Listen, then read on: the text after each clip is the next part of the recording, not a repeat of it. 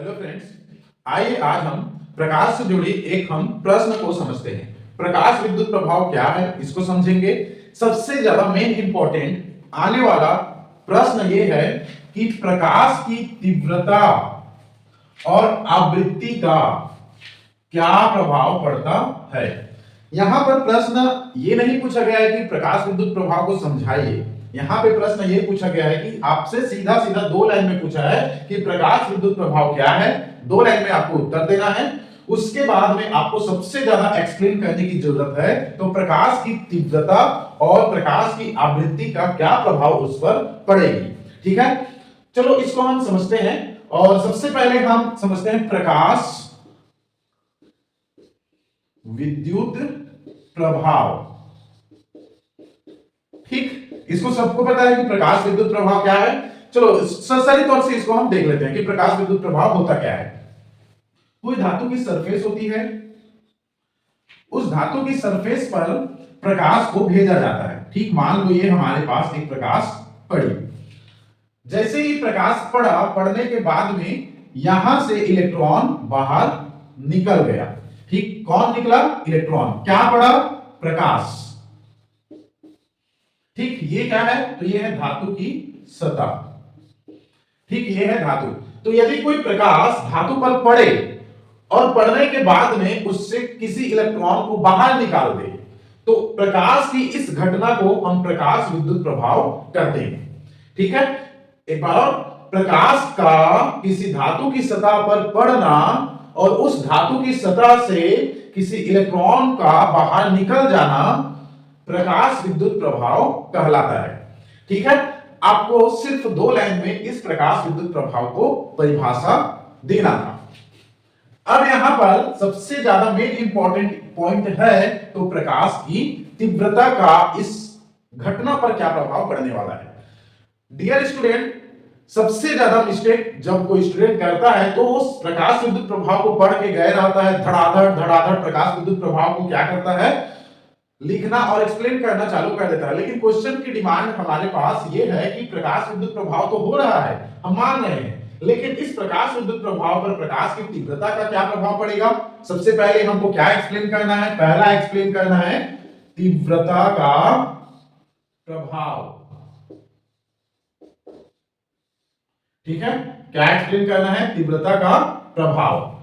दूसरा एक्सप्लेन करना है आवृत्ति का प्रभाव।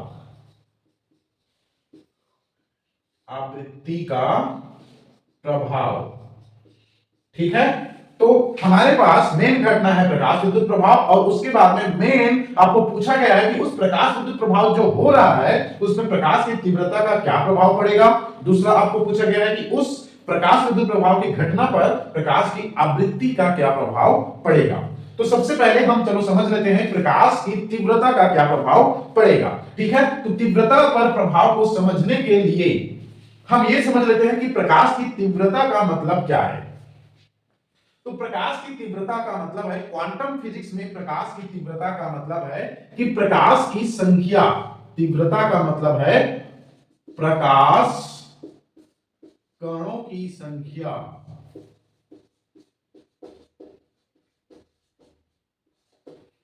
ठीक, तीव्रता का क्या मतलब हुआ? प्रकाश कणों की संख्या।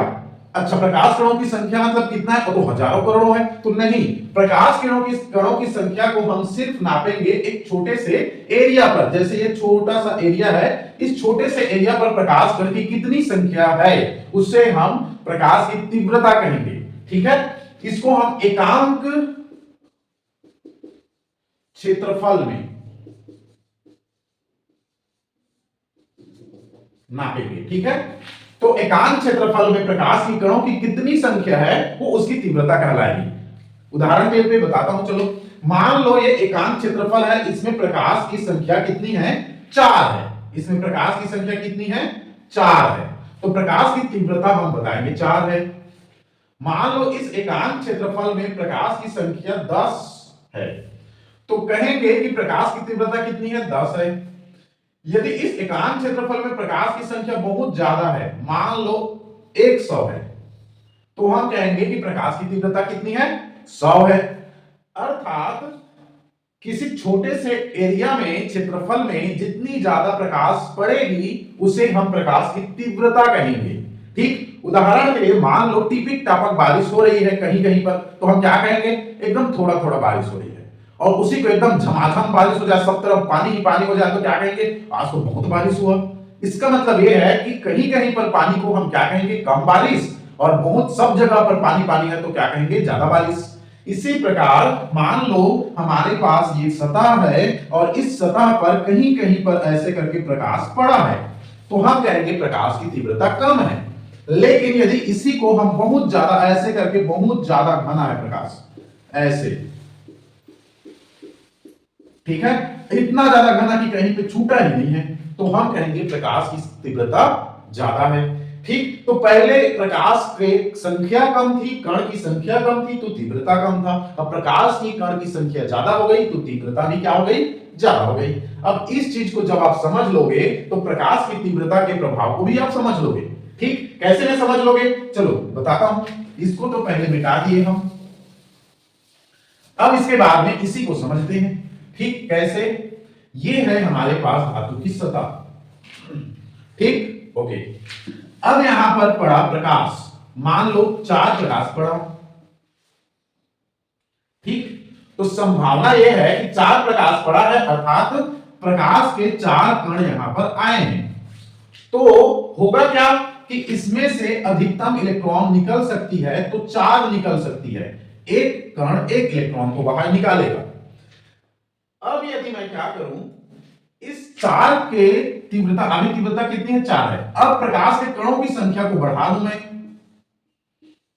अब 4 की जगह में कितना कर दिया मैंने, 8 कर दिया। 4 की जगह में कितना, 8। तो अब यहां से इलेक्ट्रॉन के निकलने की जो संभावना है वो बढ़ करके 8 हो गई। कैसे में, एक कण एक इलेक्ट्रॉन को निकालेगा, तो कितना कण है, ये 2 4 6 8, 8 कण है। इसका मतलब 8 इलेक्ट्रॉन को बाहर निकाल सकता है।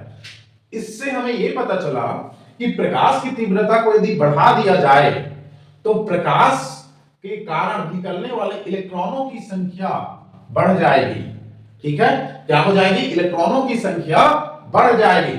अब यदि ज्यादा इलेक्ट्रॉन निकलेगा तो इससे यदि हम विद्युत प्राप्त करें, इलेक्ट्रिसिटी प्राप्त करें, तो धारा का मान भी क्या होगा, बढ़ेगा। क्यों, क्योंकि हमें पता है कि जितना ज्यादा आवेश बहेगी उतनी ज्यादा धारा भी बहेगा।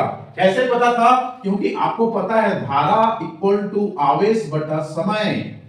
यदि आवेश का मान ज्यादा है तो धारा का मान भी ज्यादा होगा। अब पहले 4 इलेक्ट्रॉन निकला था तो 4 के जितना आवेश, सॉरी, धारा मिलेगी। अब 8 इलेक्ट्रॉन निकल गया तो 8 के जितना धारा मिलेगी। मतलब कि जैसे जैसे इलेक्ट्रॉन ज्यादा निकलेगा वैसे वैसे धारा का मान भी बढ़ जाएगा।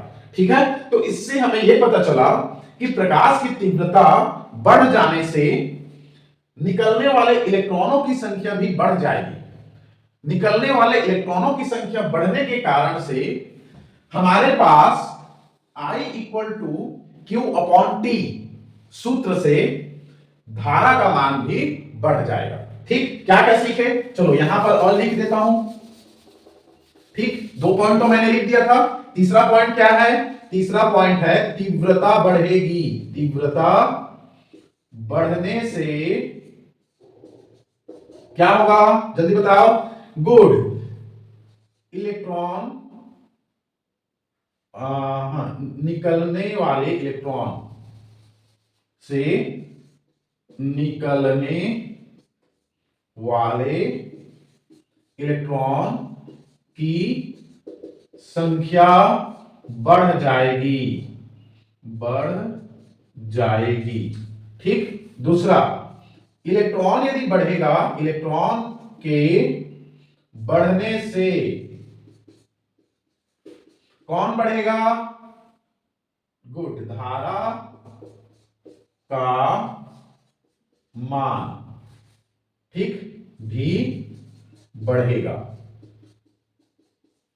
ठीक, अच्छा, धारा का मान बढ़ेगा का मतलब क्या है, धारा का मान बढ़ेगा का मतलब यह है कि उस प्रकाश के वजह से जो धारा बहेगी वो धारा का मान बढ़ जाएगा। ठीक, अब प्रकाश की वजह से धारा कैसे बहेगी इसको मैं एक और वीडियो में बताऊंगा। ठीक है, मतलब कि एक इसका एक्सपेरिमेंट है, उस एक्सपेरिमेंट को पूरा समझने वाले हैं। ठीक है, फिलहाल ये समझ लो कि जैसे आपने पिछले क्लास में पढ़ा है कि आवेश की संख्या बढ़ने से धारा का मान बढ़ जाता है, उसी प्रकार यहां पर आवेश की संख्या बढ़ेगी, निकलने वाले आवेश इलेक्ट्रॉन बढ़ेगा तो धारा का मान भी बढ़ जाएगा। ठीक है, ये हमारे पास मेन कॉन्सेप्ट है। ठीक है, चलो तो डियर फ्रेंड्स, पहला वाला पॉइंट कौन सा, तीव्रता का प्रभाव बढ़, हमने जान लिया। अच्छा, तीव्रता के प्रभाव में हम एक ग्राफ को, इस ग्राफ को आपको याद रखना है। ठीक है, इस तीव्रता के प्रभाव में ग्राफ हम यहां पर बनाने वाले हैं।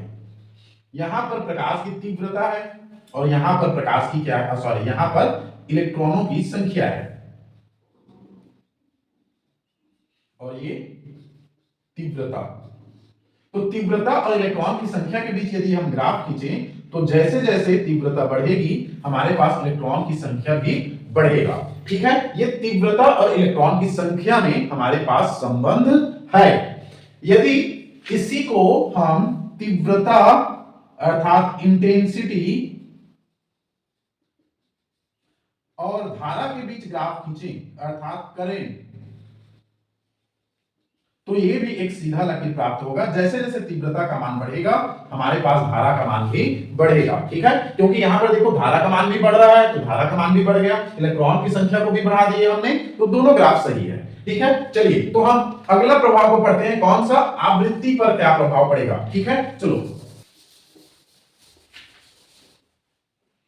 ठीक है, हमने पहला क्वालिटी तो पढ़ लिया, अब दूसरा करते हैं, आवृत्ति का प्रभाव। आपको एग्जाम में भी ऐसे हेडिंग डाल के लिखना है। ठीक है, आवृत्ति का प्रभाव अर्थात आवृत्ति किसे कहते हैं और आवृत्ति और तीव्रता में क्या अंतर है उसको आपको समझना है। देखो, हमारे पास ये मान लो धातु की सतह है, इसमें पड़ने वाले इलेक्ट्रॉनों की संख्या को हम क्या कहते हैं, संख्या को हम कहते हैं तीव्रता। क्या कहते हैं, तीव्रता कहते हैं। लेकिन इस संख्या के बढ़ने से आवृत्ति का कोई लेना देना नहीं रहता है, संख्या के बढ़ने से आवृत्ति का कोई लेना देना नहीं रहता। तो होता क्या है, यहां पर जो पड़ने वाला इलेक्ट्रॉन है वो कितनी बार ऐसे करके चक्कर मार रहा है उस चीज पर डिपेंड करता है आवृत्ति का। ठीक है, हमको पता है ना कि प्रकाश की आवृत्ति का मतलब ये है कि वो जो कण है, वो कण मान लो यहाँ पे एक छोटा सा कण है, वो कण ऐसे ऐसे ऐसे ऐसे दोलन करते करते करते करते करते करते आएगा। ठीक, तो कितना ज्यादा वो दोलन कर रहा है उस चीज पर डिपेंड करता है। ठीक, अच्छा, उस चीज पे कैसे डिपेंड करता है, चलो समझाता हूं। एक लोहे का हम रॉड ले लिए या घंटी ले लिए, उसको हम थोड़ा सा ऐसे करके टीन से मारे। ठीक, जैसे आपके घर में देखना थाली होगा या फिर कांसे का बर्तन होगा, उसको हम छोटा सा ऐसे टीन से मारेंगे, छोटा थोड़ा मारेंगे। जब थोड़ा मारेंगे तो थोड़ा सा ऐसे करके झनझनाएगा, थोड़ा सा कंपन न करेगा, और उसी को हम जोर से ठपाक से मार दें। जोर से मारेंगे तो क्या होगा, ज्यादा झनझनाएगा। इसका मतलब ये है कि ज्यादा मारा तो ज्यादा एनर्जी मैंने लगाया तो ज्यादा झनझनाया, और कम मैंने मारा तो क्या हुआ, कम झनझनाया, मतलब कम एनर्जी लगाया था मैंने। इससे हमें यह पता चला कि जितना ज्यादा वो वाइब्रेट कर रहा है, जितना ज्यादा कंपन कर रहा है, उतनी ज्यादा उसके पास एनर्जी होगी। ठीक है, तो आवृत्ति का संबंध सीधा सीधा किससे होता है, आवृत्ति का संबंध होता है ऊर्जा से। ठीक है, आवृत्ति का संबंध होता है किससे, ऊर्जा से। किसी प्रकाश की आवृत्ति यदि कम है तो ऊर्जा भी क्या होगी, कम होगी। यदि किसी प्रकाश की आवृत्ति ज्यादा है तो उसकी ऊर्जा भी क्या होगी, ज्यादा होगी। ठीक है, हमें कैसे पता चलेगा कि उसकी आवृत्ति क्या है, हम प्रकाश में समझाइए, तो प्रकाश में समझाते हैं। देखो, इसमें एकदम घिनी घिनी बहुत पास पास में ऐसे ऐसे दोलन किया हुआ है। यदि इसी को मैं दूसरा डायग्राम बना दूं और ऐसे ऐसे दूर दूर बना दूं, तो देखो सबसे ज्यादा पास पास अर्थात सबसे ज्यादा बार वाइब्रेट कौन किया है, कंपन कौन किया है, तो ये वाला किया है, तो इसकी आवृत्ति ज्यादा है। सबसे कम कौन किया है, ये वाला किया है, तो इसकी आवृत्ति कम है। ठीक है, तो ये होता है आवृत्ति। अब इस आवृत्ति का हमारे प्रकाश विद्युत प्रभाव पे क्या प्रभाव पड़ेगा उसको हम समझाते हैं। ये हमारे पास धातु की सतह, ठीक, अब मेन पॉइंट पे आ गए ना। अब धातु की सतह पर हमारे पास पड़ा पहला एक ये वाला प्रकाश, इसकी आवृत्ति है न्यू। याद करो, मैंने आपको बताया था ऊर्जा E बराबर होता है h न्यू, अर्थात इसकी जो ऊर्जा होगी h न्यू होगी। h तो कांस्टेंट है, अर्थात जितनी ज्यादा आवृत्ति उतनी ज्यादा उसके पास ऊर्जा। ठीक है, एक और मैं प्रकाश बना दे रहा हूं समझने के लिए। देखो ये ज्यादा आवृत्ति दिख रहा है क्या, एकदम पास पास है ये वाला, ये हो गया न्यू, इसको 1 कर देता हूं, इसको 2 कर देता हूं, तो इसकी ऊर्जा कितनी हो गई, E बराबर h न्यू 2। अब आप बताओ सबसे ज्यादा ऊर्जा किसके पास है, ये कम आवृत्ति है तो कम ऊर्जा होगा, ज्यादा आवृत्ति है तो ज्यादा ऊर्जा होगा। ठीक, अब ये जो ऊर्जा है आइंस्टीन ने बताया था दो चीजों में खर्च होती है। पहला चीज खर्च होती है इलेक्ट्रॉन निकालने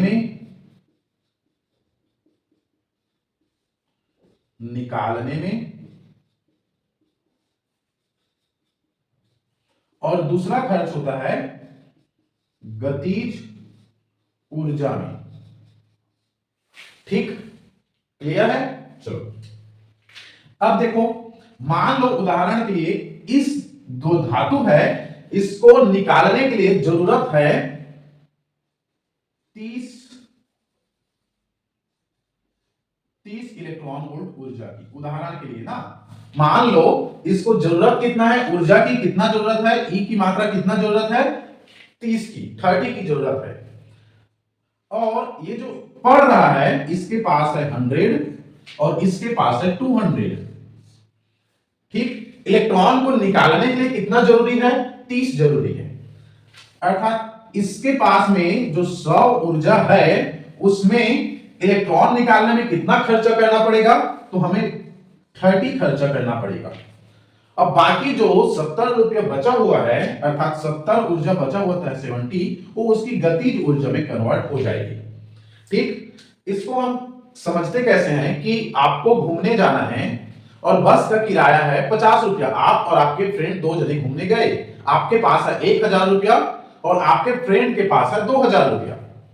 ठीक, और दोनों घूमने गए, बस का किराया है 100 रुपया, आप भी 100 रुपये पटाओगे, आपके फ्रेंड भी 100 रुपये पटाएगा, आपके पास कितना बचा, 900 रुपया, आपके फ्रेंड के पास कितना बचा, 1900 रुपया। अब बाकी जितना बचा हुआ है उस बचा हुआ का शॉपिंग करना है, तो आप बताओ सबसे ज्यादा शॉपिंग कौन करेगा, जिसके पास ज्यादा रुपया है। किसके पास ज्यादा रुपया बचा, आपके दोस्त के पास। इसका मतलब यह है कि आपका फ्रेंड ज्यादा खर्चा कर सकता है। ठीक, अर्थात जितना बस किराया बच गया उसको छोड़ करके बाकी को आप खर्चा कर सकते हो। ठीक इसी प्रकार यहां पर ये हमारे पास प्रकाश आया, मतलब ऊर्जा है, इसमें से कितना 30 रुपीस, अर्थात 30 रुपीस नहीं 30 इलेक्ट्रॉन वोल्ट ऊर्जा चाहिए निकालने के लिए, तो 30 इलेक्ट्रॉन वोल्ट तो निकाल दिया। अब बाकी बचा कितना, 70 रुपये। 70 रुपये में वो क्या करेगा, खर्चा करेगा। ठीक, तो जितना बस किराया था उसको छोड़ के जितना पैसा बचा उससे वो खर्चा करेगा। ठीक, इसके पास देखते हैं, इसको भी कितना जरूरत है, एक ही बस है, एक ही धातु है, तो इसको भी जरूरत कितना है, निकालने के लिए कितना, 30 की जरूरत है। तो गतिज ऊर्जा में कितना चला जाएगा, गतिज ऊर्जा में चला जाएगा 170। अब देख लो, शुरू में ऊर्जा ज्यादा है, अर्थात आवृत्ति ज्यादा है तो ऊर्जा ज्यादा है, ऊर्जा ज्यादा है तो निकालने के लिए तो खर्चा उतना ही करना पड़ेगा क्योंकि एक ही धातु है, लेकिन उसकी बचा हुआ जो पूंजी है वो गतिज ऊर्जा में कन्वर्ट हो जाएगी। ठीक, तो अब आप देखो, यदि कम आवृत्ति है तो कम गतिज ऊर्जा, ज्यादा आवृत्ति है तो ज्यादा गतिज ऊर्जा। इससे हम ये पता लगा लिए कि आवृत्ति का क्या प्रभाव पड़ेगा। तो आवृत्ति का प्रभाव को आप लिख सकते हो, क्या लिख सकते हो कि आने वाले प्रकाश की आवृत्ति यदि ज्यादा है तो उसकी गतिज ऊर्जा ज्यादा होगी, आने वाली आवृत्ति यदि कम है तो गतिज ऊर्जा भी कम होगी। ठीक, यहीं पर एक सबसे ज्यादा इंपॉर्टेंट पॉइंट बात मैं आपको बताता हूं, क्या होगा यदि उसकी आवृत्ति इतना कम है कि उसकी ऊर्जा 30 भी नहीं बन रहा है, उसकी ऊर्जा कितना नहीं बन रहा है, 30 भी नहीं बन रहा है, अर्थात यदि ऊर्जा 30 से कम है 30 से कम, तो क्या इलेक्ट्रॉन निकलेगा? नहीं निकलेगा, क्योंकि इसको चाहिए कितना? 30 चाहिए। निकालने के लिए कितना चाहिए? 30 चाहिए, लेकिन 30 नहीं है उसके पास, तो क्या इलेक्ट्रॉन निकलेगा? नहीं निकलेगा। ठीक, तो इससे हमें यह पता चला कि किसी भी धातु की सतह से इलेक्ट्रॉन को निकालने के लिए हमें एक मिनिमम आवृत्ति की जरूरत पड़ती है, जिससे उसकी ऊर्जा सफिशिएंट रहे। उस मिनिमम आवृत्ति को हम देहली आवृत्ति कहते हैं। ठीक, चलो, एक देहली आवृत्ति कॉन्सेप्ट में आया, तो देहली आवृत्ति किसे कहते हैं? तो इस 30 के बराबर ऊर्जा होना चाहिए। तो कम से कम आवृत्ति जो इलेक्ट्रॉन निकालने के लिए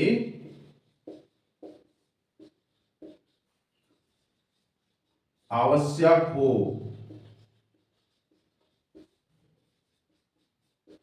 उस आवृत्ति को देहली आवृत्ति कहते हैं। ठीक है, उस आवृत्ति को देहली आवृत्ति कहते हैं। इसको दर्शाया जाता है न्यू जीरो से।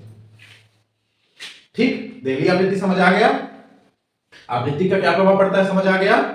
ठीक है, तो ये था हमारे पास आज का टॉपिक। ठीक है, हमने क्या समझा? हमने समझा कि प्रकाश विद्युत प्रभाव पर तीव्रता का क्या प्रभाव पड़ता है। दूसरा, हमने ये समझा कि उसमें आवृत्ति का क्या प्रभाव पड़ता है। तीसरा, हमने ये समझा कि देहली आवृत्ति का क्या प्रभाव पड़ता है। चलो, मैं आपको एक होमवर्क देकर जाता हूं। होमवर्क ये है कि क्वेश्चन मैं आपको बता देता हूं। यदि क्वेश्चन ये है, यदि तीव्रता ज्यादा हो, अधिक हो, और आवृत्ति देहली आवृत्ति से कम हो, तो क्या होगा? क्या इलेक्ट्रॉन निकलेगा कि नहीं निकलेगा? इस चीज को आपको बताना है। ठीक है, तो डियर फ्रेंड्स, थैंक यू।